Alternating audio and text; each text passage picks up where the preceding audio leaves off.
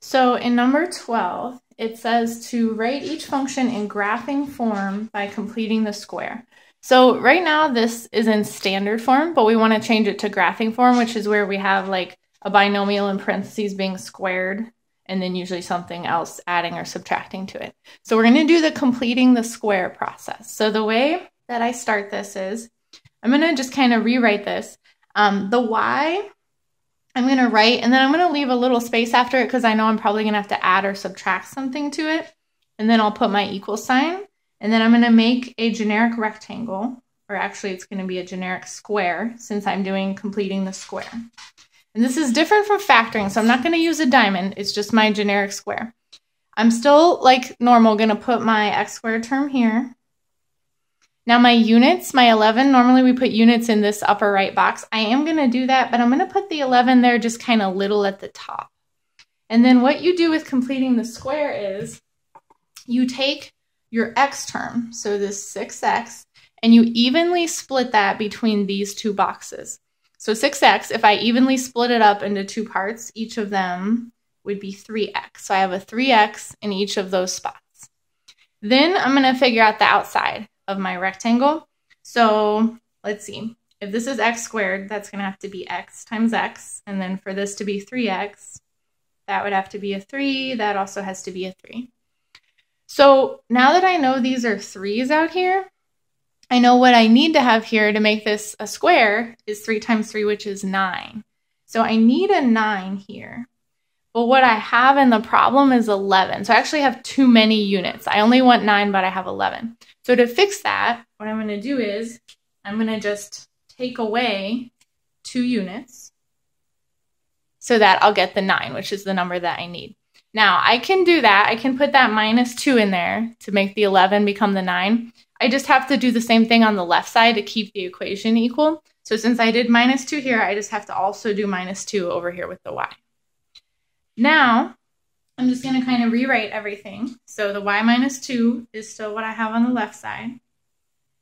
On the right side, I'm now going to write this in factored form as a product. And both factors are x plus 3. So I can actually just write x plus 3 squared because we're completing a square. They're always going to be the same factor like that when we're doing this.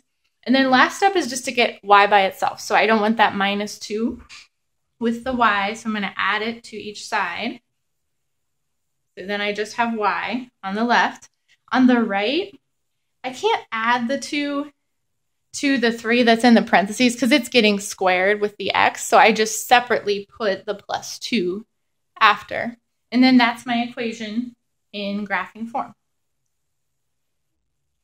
So now I'm going to do that same process with this one. So I'm going to have my y, leave a little space to add or subtract something, set up my generic square, put in my x squared. I have 30 units, which I'm going to write kind of little up here. And then I'm going to take my x term, my 11x, and evenly split it between these two boxes.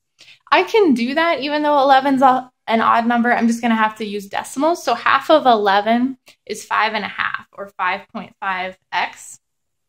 When we're doing factoring, we don't use decimals, but with completing the square, you're allowed to have decimals if you need to when you split your x term in half. And then I'll fill in what my outside pieces would be. Sorry, that's my dog. Okay, so then I'm going to multiply 5.5 by 5.5. Let me see real quick what that is.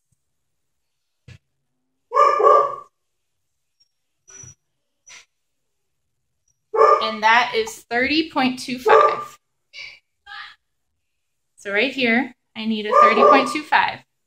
Okay, so what I have is 30. What I need is 30.25. I'm really close. I just need to add a 0.25 to get the right number.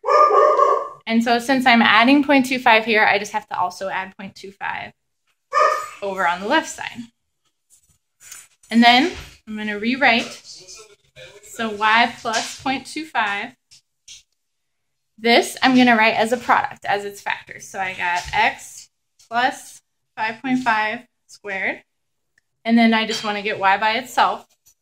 So I'm going to subtract that 0.25 from each side. And that gives me my equation in graphing form.